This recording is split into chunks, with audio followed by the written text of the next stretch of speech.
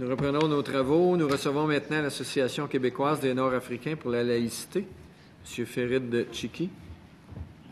Vous avez 10 minutes pour présenter votre mémoire et après, il y aura une période de discussion avec la ministre et les représentants des deux partis d'opposition.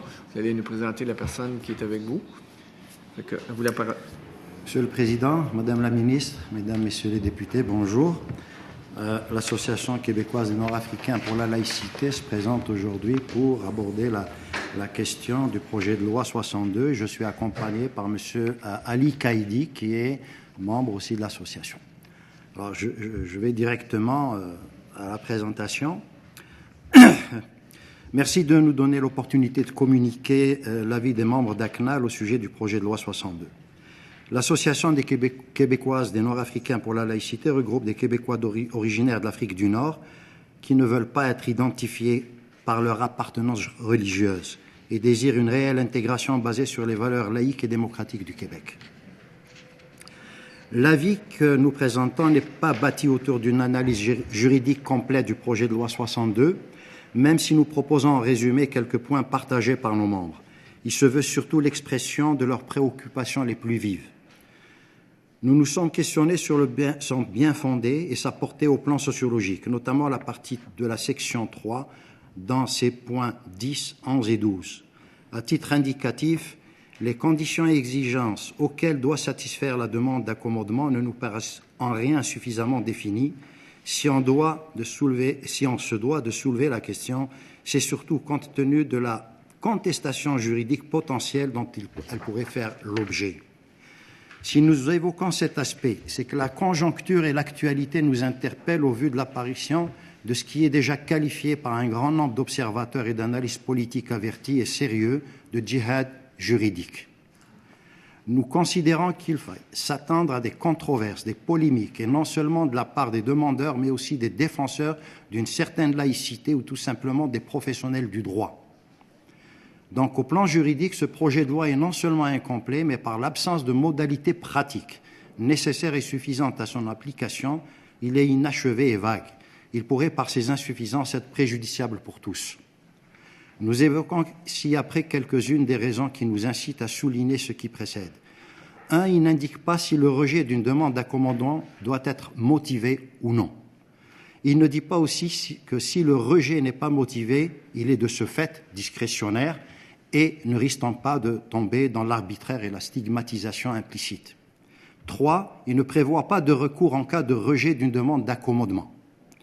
Les services concernés risquent d'être débordés de demandes et dans ce type de situation, dans cette hypothèse, il ne prévoit pas des mécanismes pour harmoniser les modalités de traitement des demandes et éviter des contradictions ou des incohérences qui fragiliseraient l'objectif recherché à travers la loi une fois adoptée.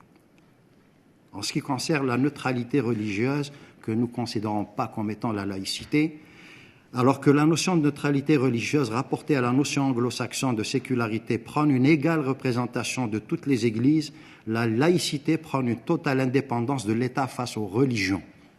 Dans ce contexte, notre questionnement s'énonce comme suit. Comment peut-on se protéger contre les dérives de la liberté religieuse lorsque la neutralité de l'État est passive, sachant que celle-ci n'est pas construite comme l'est la laïcité?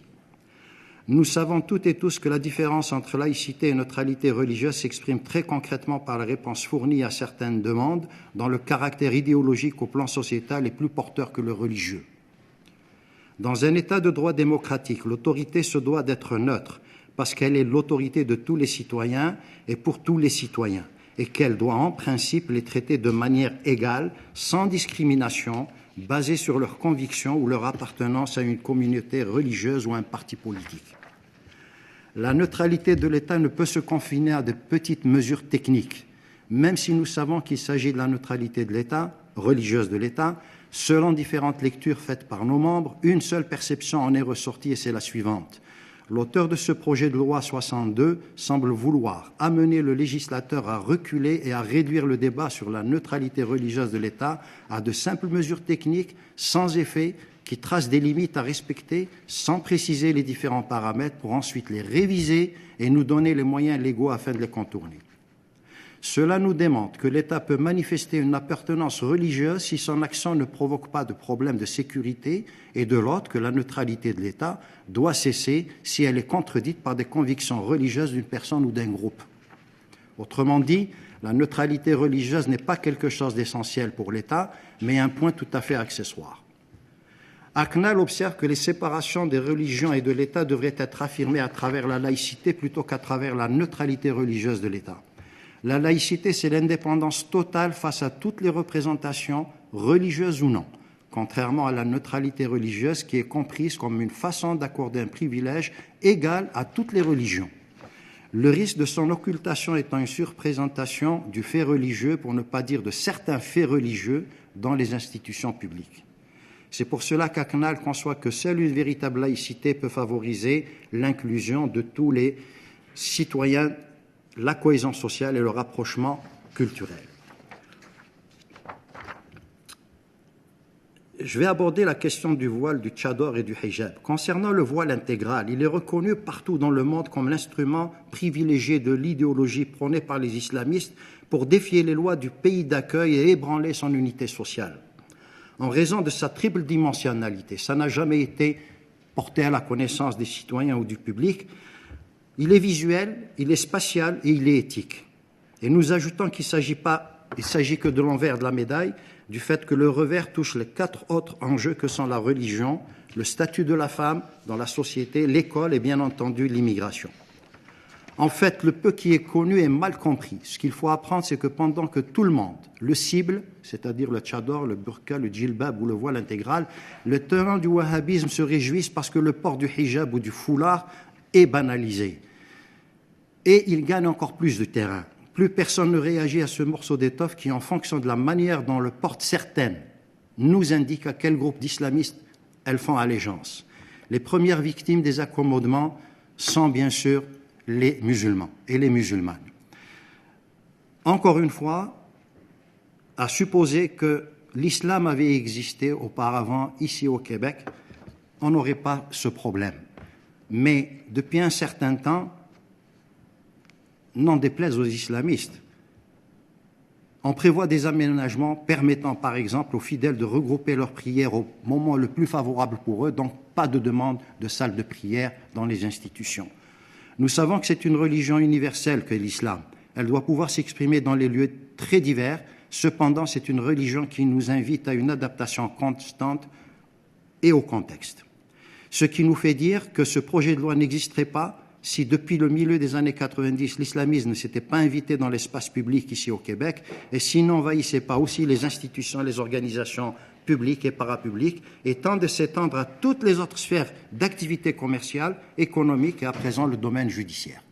Je laisse M. Kaidi faire la suite. Merci. En tant qu'association de citoyens originaires, principalement de pays de la rive sud de la Méditerranée, ce qui nous préoccupe le plus, ce sont les demandes incessantes d'accommodement religieux, émanant de groupes idéologiques qui se drapent de voile de l'intégrisme et entendent imposer leur mode de vie d'un autre temps, non seulement aux citoyens originaires du même pays, mais aussi à toute la société d'accueil. La conséquence la plus visible réside dans les torts causés à tout et complique l'insertion socio-professionnelle de pans entiers des migrants. Nous croyons que les accommodements religieux ont pour effet beaucoup plus de diviser les citoyens que de les rassembler autour du même projet de société. Or, tous les faits montrent bien au contraire que céder le terrain sur une demande, si anodine soit-elle, ouvre encore plus la brèche qui permet l'intrusion d'agents d'endoctrinement, traçant le cheminement vers la radicalisation.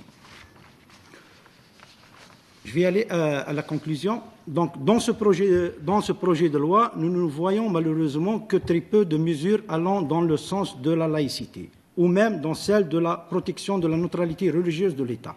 Bien au contraire, nous observons une fuite en avant des gouvernements qui préfèrent se libérer des réponses à donner aux demandes d'accommodement déraisonnables formulées par des activistes islamistes et des extrémistes intégristes et autres fondamentalistes des autres cultes.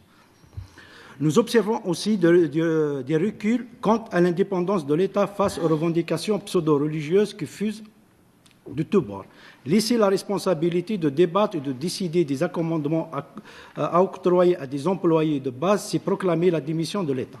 Nous pensons qu'accorder de crédit à des islamistes qui, avec l'aide de certains politiques, s'autoproclament représentants de tous les musulmans et qui sont mis de l'avant pour passer leur message de victimes, de cibles et de souffres-douleurs subissant l'exclusion de la société d'accueil et de tout le monde occidental est une dérive qui ne conforte point la neutralité religieuse de l'État.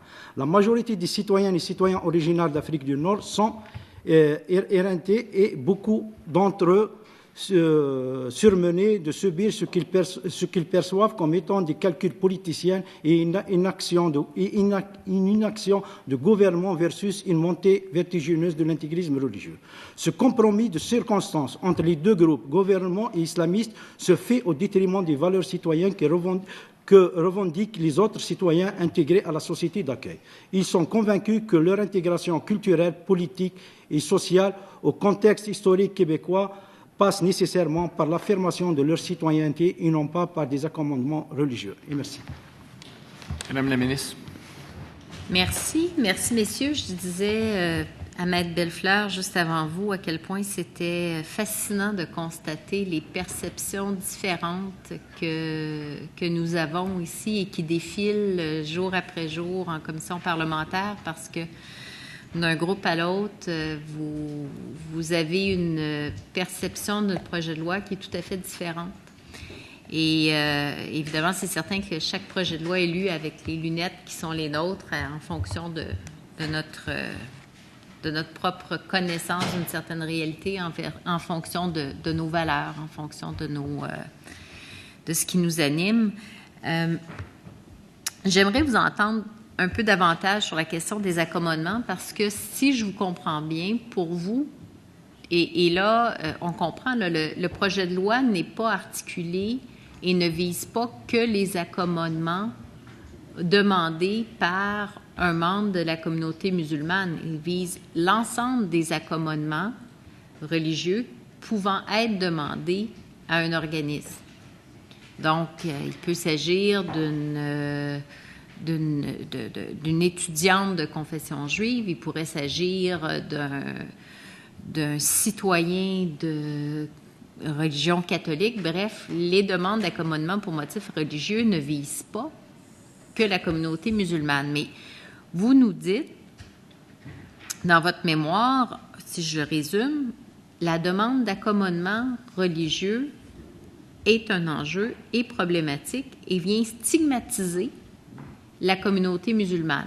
C'est un petit peu comme ça mais alors que la demande d'accommodement religieux s'adresse à l'ensemble de la population, puis la notion d'accommodement, elle ne touche pas que la religion, mais c'est quand même un principe qui est là, qui a été reconnu par la Cour suprême comme étant une obligation de venir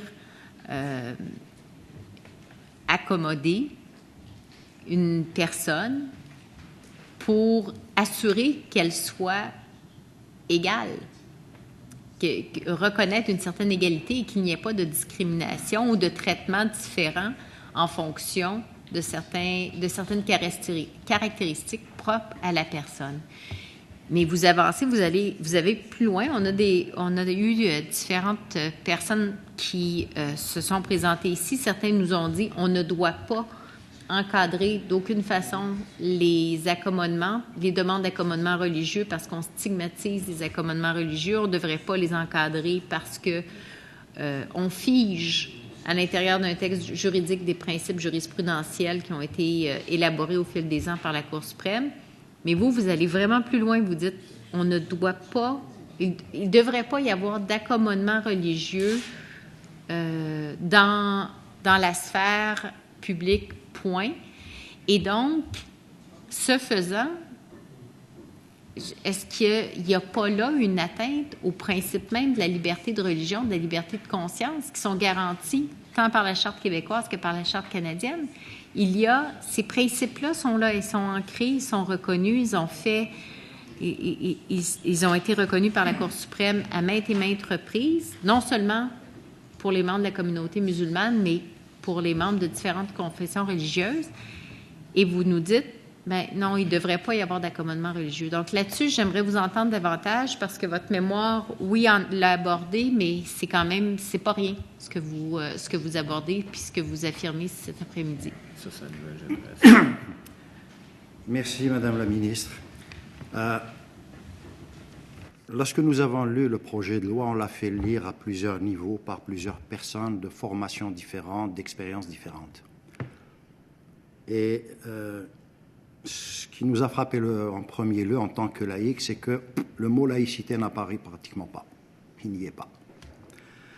Et on s'est dit, bon, mais comment parler de neutralité religieuse de l'État dès le moment où la laïcité n'est pas là. Les valeurs laïques ne sont pas portées à la connaissance du grand public, du citoyen tout court. En tant que citoyen, on se met sur le même pied d'égalité que tous les Québécois qui étaient là depuis 400 ans, et les Amérindiens qui étaient avant, qui sont intégrés, et les Autochtones et tout ce qui s'en suit. Et on vient depuis à peu près, bon, disons-le, depuis la commission Bouchard, Taylor, pour dire, écoutez, on a un gros problème avec une communauté qui vient, en fait, plusieurs communautés qui nous viennent des pays arabes, des pays d'Afrique du Nord, et ils ont des attitudes, ils ont des comportements, ils ont des vêtements qu'ils portent qui sont différents des nôtres. Qu'est-ce qu'on fait avec? Ils nous parlent de religion dans l'espace public, ils nous parlent de religion partout, ils nous imposent des habitudes de vie.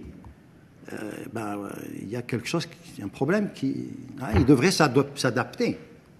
Or, c'est eux qui demandent que le Québec, la société d'accueil, s'adapte à leurs us et coutumes, à tel point que nous avons des quartiers aujourd'hui ou des zones où on vit pratiquement comme si on était au Maroc, en Algérie, en Tunisie, en Égypte, au Liban, et ainsi de suite. Et les quelques Québécois, Québécoises de qui on peut apprendre des choses nouvelles, des valeurs québécoises, canadiennes, nord-américaines, il n'y en a pas beaucoup. On est ostracisé, on est stigmatisé, mis à part ceux qui ont quitté ces quartiers ou qui vivent ailleurs. Alors, bien sûr, certains conservateurs, parce que nous avons des personnes qui sont très conservatrices, très rigoristes, qui disent, écoute, moi, je dois faire ma prière. Mais cette personne sait que son islam lui permet de faire sa prière à un autre moment que celui qui est prescrit par les textes. Il va regrouper ses prières pour les faire le soir, il n'ira pas au travail demander un espace de prière. Imaginez en Algérie, pays musulman, religion d'État. Il y a eu une période où on a eu l'invasion et l'ouverture des salles de prière. Ça n'existe plus. Et ici, on va offrir, pour m'accommoder ou accommoder 2 ou 3 personnes très, je dirais, c'est beaucoup plus des islamistes que des musulmans, qui vont demander une salle de prière, qui vont demander des congés pendant la période, je ne sais pas, de l'Aïd, de Nouvel An musulman, de la fête de la naissance du prophète. On va leur accorder, pour les accommoder, ces journées d'absence, et ils profitent aussi des journées d'absence qui sont dans les normes du travail accordées à tout le monde. Noël, même le jour de l'an, et ainsi de suite. Alors à ce niveau-là, par exemple, on dit, bon, il y a un manque, il y a un vide juridique. Au lieu de laisser le chef de service des ressources humaines ou l'employeur décider est-ce qu'il doit accorder aujourd'hui la fête de l'Aïd à monsieur ou à madame, est-ce que ça ne serait pas mieux d'ouvrir plutôt les normes du travail et de dire, voilà, il y a une liste des fêtes et des journées chômées et payées, on va mettre celle des juifs, on va mettre celle des, je sais pas, des bouddhistes, on va mettre toutes. Si c'est faisable, faisons-le. Pourquoi donner plus de travail à des personnes qui ont justement des problèmes d'hygiène et de sécurité, des problèmes de santé, des problèmes d'absentéisme à résoudre, des problèmes de gestion des carrières? Pourquoi leur ajouter encore une autre? Alors on dit, oui, il y a des insuffisances, on a plusieurs lectures, mais il y a les effets aussi. Parce que ces causes, il y a des causes, mais il y a des effets. Il y a une discrimination qui se crée dès le moment où on va accorder à Madame X musulmane l'autorisation de porter le voile. Mais celle qui ne le porte pas, n'est-elle pas discriminée dès le moment où celle qui a demandé le voile est autorisée à le porter? Là-dessus, sérieusement, je me questionne parce que vous allez, c'est fascinant de vous écouter parce que, en gros, ce que vous me dites, on doit restreindre la portée ou la possibilité d'accorder un accommodement sur une base religieuse pour éviter la montée de l'islamisme radical. Mais c'est parce qu'il y a d'autres citoyens au Québec de confessions religieuses différentes. Et là, vous êtes en train de me dire, pour freiner la montée de l'islam radical, il faudrait empêcher toute forme d'accommodement à l'égard du citoyen de religion catholique, du citoyen de confession juive? Non. Est-ce que c'est parce que vous ne faites... Laissez-moi terminer. Vous référez spécifiquement à l'islam radical. Je comprends cette préoccupation-là, mais en même temps, de fermer la porte à la notion d'accommodement pour motifs religieux, d'une part, ne vient-on pas porter atteinte à la liberté de religion qui est prévue à l'intérieur de nos chartes? Ne vient-on pas porter atteinte à la liberté de conscience? Ne vient-on pas porter atteinte aux droits de ceux et celles qui, pour des motifs tout à fait justifiés, et les principes, les critères qui sont établis dans le projet de loi visent justement à éviter un peu la dérive à laquelle vous faites référence, c'est-à-dire que sous toutes sortes de prétextes, on accorde des droits qui amèneraient quelqu'un à avoir plus de droits finalement que son collègue ou sa collègue de travail. Parce que l'objectif de l'accommodement, ce n'est pas de créer des inégalités. Au contraire, l'accommodement existe pour permettre que tout le monde soit sur un pied d'égalité, parce que l'accommodement présume qu'il y a une inéquité en raison d'un caractère particulier, que ce soit la confession religieuse ou, dans d'autres cas, l'accommodement, il est nécessaire en raison d'un handicap. Donc, alors, là, ce que vous dites, nous, en raison d'une certaine forme d'instrumentalisation qu'on constate, on voudrait mettre un terme aux accommodements religieux. On fait quoi de la liberté de religion? Alors, j'ai cité 3 exemples. Le voile, j'ai parlé des journées fériées et j'ai parlé donc des espaces de prière. D'accord? Pour nous, le voile n'est pas religieux.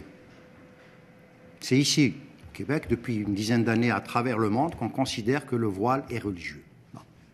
Donc pour moi, il n'y a pas d'accommodement possible. Et surtout dans les institutions publiques ou parapubliques. Ça, c'est un aspect. Maintenant, pour les fêtes religieuses, je dis oui. Pourquoi ne pas le faire comme on le fait pour Noël, l'avoir dans les normes du travail?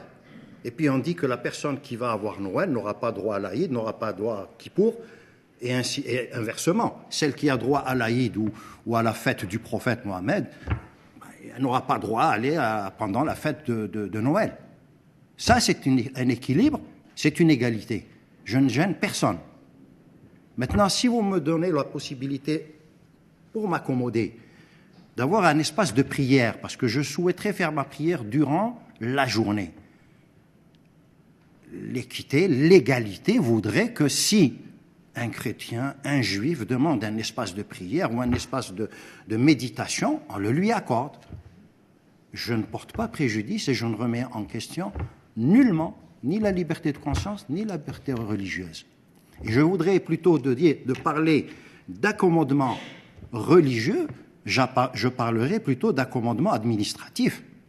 Et je laisse à ce moment-là, à travers... Bon, les normes du travail existent, mais il y a aussi les conventions et les règlements internes des entreprises, des institutions qui vont aller dans le détail. Oui, vous aidez le gestionnaire à faire du bon travail. Mais s'il y a une demande qui est faite ici, à Montréal, parce qu'il y a le plus de communautés ethnoculturelles, religieuses et ainsi de suite, et qu'ailleurs, dans une autre région, il n'y en a pas, et qu'une personne, une seule, demande un accommodement, libre à la personne qui est chef de service ou employeur de lui accorder un accommodement administratif. Mais il aura été normé, il aura été standardisé, il aura été réglementé auparavant. Voilà ce que nous disons. Peut-être que M. Kaidi pourrait ajouter quelque chose. Oui, il y a aussi la problématique sur quelle base on peut déterminer ce qui est religieux et ce qui n'est pas. Et surtout, dans le projet de loi, on voit que l'utilisation de culturel, de rituels, etc., du concept, qu'il y a une frontière très mince entre, par exemple, je peux revendiquer quelque chose comme étant religieux, en fin de compte, à la base, il est rituel, il est traditionnel, et des fois, il est idéologique, comme le cas de tchador ou bien de voile, etc. Il est idéologique, politique, plus qu'autre chose. Donc, sur quelle base on peut déterminer ce qui est religieux et ce qui n'est pas religieux? Ça, on trouve que c'est une problématique à laquelle il peut y avoir des agents idéologiques, d'endoctrinement, ils peuvent exploiter cette brèche-là pour y aller revendiquer de plus d'espace pour passer leur message qu'autre chose. Donc c'est cette crainte-là qui est à l'intérieur de notre association, c'est qu'il y a une crainte qu'il va y avoir une certaine ouverture pour des revendications déraisonnables. Et ces revendications déraisonnables, ils peuvent répercuter négativement sur toute une communauté. Parce que ceux qui revendiquent représentent une mince minorité. Une mince minorité, et la plupart, ceux qui revendiquent sont des agents d'idéologie, des agents d'endoctrinement et des agents qui ont un agenda en quelque sorte politique, ou bien ils vont être défendus par des associations, par des groupes qui ont aussi des agendas. Donc, on va ouvrir une brèche pour rentrer dans des débats et des polémiques idéologiques qui mettraient en valeur une idéologie qui entraîne de prendre des espaces à l'intérieur de la communauté, et aujourd'hui, elle veut sortir de la communauté et en quelque sorte porter avec elle les caractéristiques communautaires dans des espaces qui sont censés être neutres. Merci, M. Kaidi. Madame la députée de Tachereau. Merci, M. le Président. Alors, bonjour à l'Association québécoise des Nord-Africains pour la laïcité. Vous aussi, M. Chiki, M. Kaidi, bienvenue. Je sais que vous aussi, votre association était venue lors des auditions du projet de loi 59. Et si je me permets, j'ai remarqué justement quelque chose qu'on oublie dans le débat. Vous êtes les seuls à le ramener, à page 12 de votre mémoire. Et vous dites, finalement, ce projet de loi, ainsi que le précédent projet de loi 59, inscrits dans le plan d'action gouvernemental sur la lutte contre la radicalisation au Québec, ne sont pas à même d'offrir les conditions adéquates et pertinentes pour lutter contre la radicalisation. C'est fou, là. Ce projet de loi s'était inscrit dans le cadre d'un plan d'action pour lutter contre la radicalisation. Et là, ce que vous nous dites, c'est qu'il n'y a rien là-dedans pour lutter contre la radicalisation. Au contraire, ça permet aux gens qui font de la pression sur la communauté, qui sont intégristes, de s'introduire. C'est comme ça que vous le sentez. Nous le vivons. Vous le vivez? Oui, il y a des gens qui sont venus ici exprimer aussi la pression des pères pour embarquer dans le mouvement religieux. Est-ce que vous voulez nous en parler? Parce que ça a été impressionnant. C'était bref, mais c'était impressionnant. Vous savez, on a entendu récemment, c'est même une pression qui se fait sur le gouvernement actuel pour aller vers une conférence, une rencontre sur le racisme systémique. Nous, on se pose des questions. Racisme systémique, ça voudrait dire que les institutions de l'État font dans la discrimination. Il y a certes une discrimination à l'embauche, parce que si je parlerai juste des Nord-Africains, francophones, tous diplômés des universités, ayant des expériences de 10 ans en expression française, pas en arabe, mais en français, des gens de ma génération et un peu plus jeunes, comme M. Kaidi, ne trouvent pas de travail, n'ont pas accès à la fonction publique ou aux organismes et institutions parapubliques. Il y a un problème sérieux. Ce ne sont pas seulement les ordres professionnels, ce sont les institutions publiques qui ne recrutent pas cette catégorie de personnes. Alors, ces personnes-là se retrouvent dans des emplois en dessous de leurs compétences, en dessous de leurs capacités, Ils sont appréciés sur la reconversion qu'ils ont faite, qui des fois ou souvent échoue, et non pas sur l'expérience qu'ils ont acquise et les qualifications qu'ils ont eues dans leur pays d'origine. Et ça pose problème. Et vous ajoutez même que la surdemande d'accommodement religieux, ou en tout cas le fait qu'on parle beaucoup des accommodements religieux, crée un phénomène qui rebute les employeurs. Maintenant, est-ce que vous ne trouvez pas que si on arrivait à justement régler un peu le problème, là, faire un pas en avant puis essayer d'encadrer les choses, comme par exemple en introduisant la laïcité, ça je sais que vous en parlez, vous avez tout à fait la même conception que moi de la laïcité versus la neutralité religieuse, c'est quelque chose d'important. Si on encadrait les accommodements raisonnables en ajoutant l'égalité entre les hommes et les femmes comme étant un principe fondateur de la société québécoise, pensez-vous qu'on pourrait un peu en venir à faire que tout ça s'apaise, ou si vous pensez qu'au contraire, ça ouvre la porte? Je ne sais plus entre lesquels balancer, là. Ça ouvre la porte à l'intégrisme. Madame Maltais, pour nous, si une charte de la laïcité était adoptée rapidement, même dans ses contours, vous savez, les plus grossiers, j'allais dire, vous verrez qu'il y aurait une baisse de pression d'environ 60 à 70%. Ne serait-ce que dans la communauté nord-africaine qu'on appelle communément maghrébine. Qu'est-ce qu'il faudrait qu'elle contienne? La laïcité, on s'entend? Oui. Bouchard-Taylor. C'est-à-dire que les personnes en situation d'autorité ne portent pas de signe de religieux. C'est un minimum. J'essaie de m'entendre avec les collègues. Mais bon, pour nous, on a parlé des recommandations de Bouchard-Taylor, c'est déjà dépassé. On est dans une autre situation, on est dans un autre contexte. Bouchard-Taylor, nous l'avons évolué comme étant l'après en septembre. On est avec Daesh. Il y a de l'eau qui a coulé sous les ponts. Les recommandations de Bouchard-Taylor n'ont pas été adoptées, n'ont pas été mises en application, c'est déjà dépassé. Dépassé. Alors, on fait quoi? On ajoute quoi? Il faut se remettre à table, comme on dit, travailler sérieusement, non pas en tant que parti politique, non pas seulement en tant que société civile, mais en tant que visionnaire, en tant qu'élu qui voyait un petit peu les perspectives à long terme et dire oui, il nous faut une charte de la laïcité et il faut aller vraiment dans le détail à ce niveau-là, si on peut le faire, mais sinon au moins les contours. Monsieur Chiki, Monsieur Kaidi, vous voulez parler? Je vois la petite main qui s'agite. Oui, moi il me semble qu'il faut des mesures qui vont décourager les gens qui vont vers l'extrémisme et la radicalisation. Donc il faut des mesures claires pour les dissuader. C'est pas de leur donner des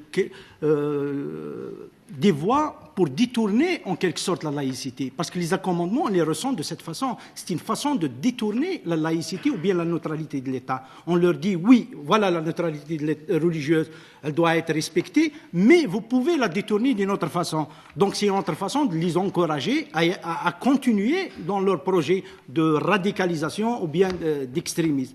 Nous, on veut qu'il y ait des mesures claires qui peuvent en quelque sorte dissuader les gens. Par exemple, lorsqu'un père de famille, il voit que il y a une interdiction que sa fille travaille avec son voile intégral dans une institution de l'État, il ne va pas l'éduquer dans ce sens. Il ne va pas l'éduquer dans un sens qu'il va être marginalisé par la suite. On va le dissuader, même si lui, il est pour cette idéologie, mais au moins, il va épargner son enfant. Donc, il faut qu'il y ait de la pédagogie aussi dans l'interdiction et dans la philosophie des lois, dans l'esprit des lois. Il faut qu'il y ait cette dimension pédagogique qui dissuade les gens à y aller vers l'extrémisme. J'apprécie d'autant que c'est un commentaire qu'on se faisait. Il n'y a pas eu de formation au Québec autour de la laïcité, autour de ce que ça veut dire. Ce qui fait que des gens peuvent s'en emparer et faire opérer des dérapages à des jeunes en disant que c'est un rejet des autres communautés, alors que c'est simplement que l'État, lui, est laïque, mais il permet à chacun de vivre ses croyances et tout, mais que l'État, lui, l'État et ses fonctionnaires sont laïcs. Pour nous, la laïcité, c'est un garant et c'est une protection pour les minorités, voilà, plus que la majorité. Parce que les catholiques qui sont majoritaires ici, supposons qu'il n'y a pas de laïcité, qu'il n'y a pas cette indépendance entre le religieux et le politique, ils vont être majoritaires, ils vont faire passer leurs valeurs religieuses au détriment des autres minorités. Il me semble, la laïcité doit être la revendication principale des minorités pour s'intégrer à la société ou s'intégrer aussi dans les institutions de l'État. 40 secondes. Il reste une exception pour le niqab, que ce soit possible pour un fonctionnaire de le porter. Vous en pensez quoi? Vous savez, pendant que nous parlons d'autorité, de position d'autorité, nous connaissons les islamistes, puisque nous les avons vécus dans nos pays et nous les vivons ici. Ils sont en situation d'influence. Ils ne travaillent pas pour l'autorité. Ils travaillent pour influencer les enfants qui sont les citoyens de demain. Le port du voile, j'ai entendu des gens dire non, c'est la liberté de religion, la liberté de conscience et tout. Mais la femme qui porte le voile, dans une garderie familiale, elle a plus d'influence que le professeur de l'université sur son étudiant. Je me rappelle de ma première enseignante, je suis rentré à l'école en Algérie à l'âge de 5 ans. Je me rappelle encore de ma première enseignante. Elle est décédée, mais jusqu'à un âge très avancé, jusqu'à 85 ans, je suis resté en contact avec elle. Elle m'a influencé à tel point que je suis parmi vous. Alors aujourd'hui, même le port du voile dans une garderie, dans un CPE, il a un message bien précis à destination de cette personne qui va devenir plus tard citoyen, je ne sais pas, citoyenne de ce pays. En plus, pour le voile... J'ai plus de temps. Monsieur le député de... votre réponse sur le temps du député de Bordure. Monsieur Kaidi, votre réponse sur le temps du député de Bordure. En plus, par rapport au voile intégral, le fait que la personne cache son visage, le visage est une porte vers l'altérité.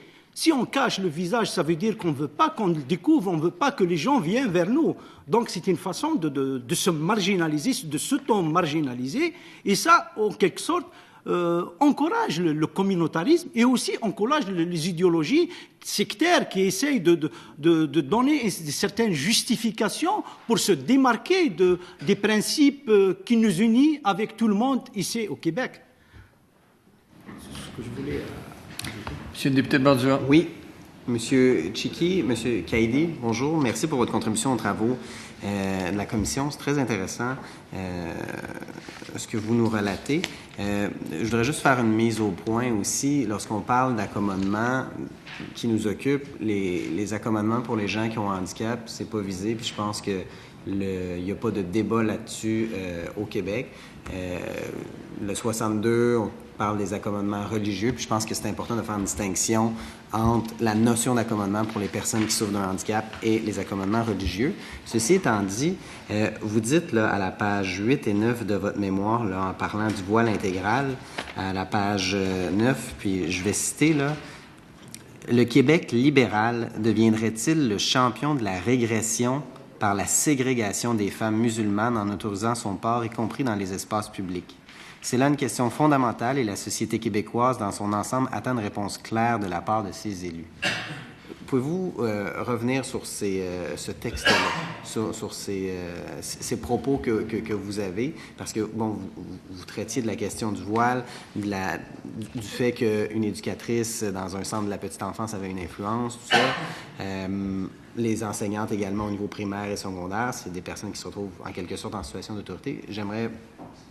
Lorsque vous parlez de ségrégation pour les femmes, c'est quoi l'impact dans la communauté? Écoutez, la chose est simple. On peut prendre pour référence, encore une fois, les pays musulmans.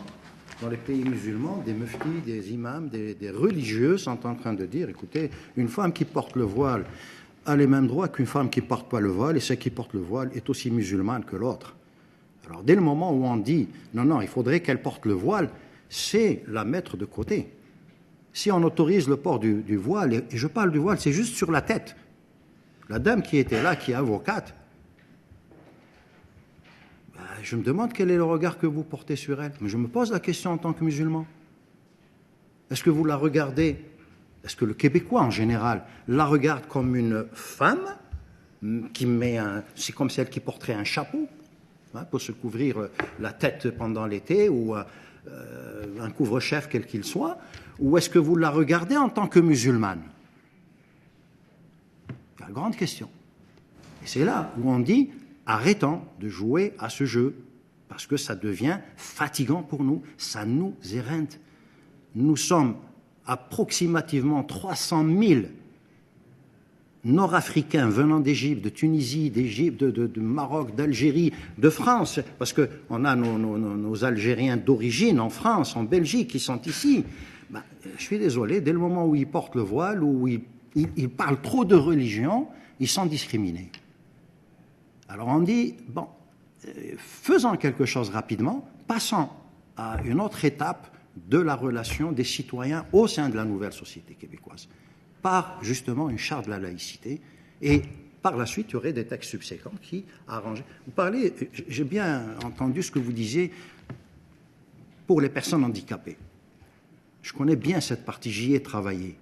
Vous savez ce qu'on demande à une personne handicapée pour recevoir les aides gouvernementales? Il faut des rapports de spécialistes, des rapports médicaux qui doivent dire que leur handicap est significatif et persistant. Est-ce que nous avons quelque chose dans ce sens pour ce qui est des religions? M. Caïdi l'a dit. Qui peut déterminer que X est convaincu par sa religion et qu'il pratique vraiment la religion, et ce n'est pas un us ou une coutume? Parce que moi, en tant que Kabyle, je pourrais demander, moi j'ai ma fête Kabyle, il y en a ailleurs pour tous les Amazighen, pour tous les Nord-Africains berbères d'origine. Nous n'avons pas les mêmes fêtes que les musulmans, même si nous sommes musulmans. Est-ce que vous allez m'accommoder en tant que minorité? Et en plus, je peux ajouter cette problématique qui dit que la neutralité doit être pour les institutions, mais pas pour le personnel qui y travaille. C'est une façon de dire que le signe religieux, en quelque sorte, il ne transmet pas un message. Si dans ce cas-là, il ne transmet pas un message, pourquoi on le qualifie de religieux? Donc il transmet un message. Il ne peut pas être neutre tout en exhibant son appartenance religieuse. Donc, par exemple, une personne qui va demander un service pour un employé qui exhibe son appartenance religieuse, si possible, lorsqu'il n'est pas satisfait de sa demande, il peut interpréter comme étant parce que parce que j'appartiens à une religion différente de celui qui est en face de moi. Donc, dire que seulement les murs qui sont neutres, il me semble que c'est une façon de refuser la neutralité. Je m'excuse, M. Caïdi, oui. C'est moi qui est le méchant, là. C'est que... M. Ferid Chiki, M. Ali Caïdi, merci d'être venu au nom de l'Association québécoise des Nord-Africains pour la laïcité déposée pour le projet de loi 62. Je suspends quelques minutes. Je demanderai aux représentants de l'Association féminine d'éducation et d'action sociale de s'avancer, s'il vous plaît.